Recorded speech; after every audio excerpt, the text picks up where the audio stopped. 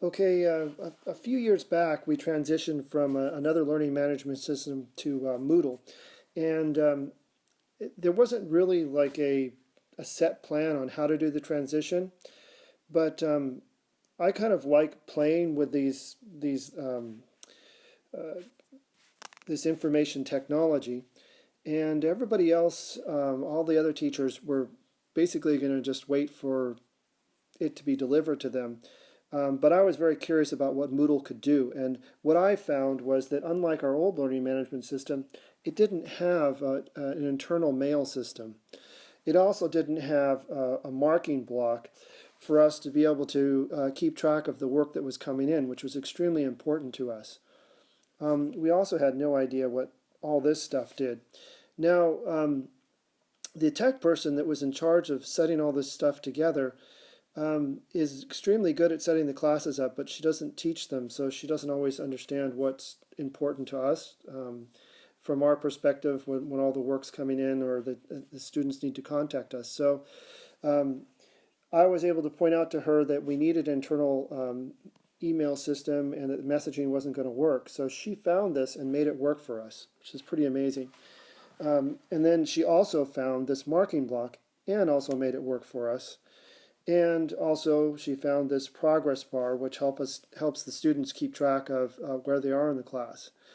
So it kind of became my job to be the liaison between the tech person who was setting up the Moodle and the teachers who are going to be using Moodle. I also went into this part of the class and tried to figure out as much as I could how the grade book worked, and tried to teach other teachers how to use all that. You see that there are lots of different assignments here. Got the assignments, chat, checklist, choice, database, and then all these games. And then there's even more along here. And on top of that, you've got resources. So going back to these here, this is the main one I use. It's an amazingly flexible resource.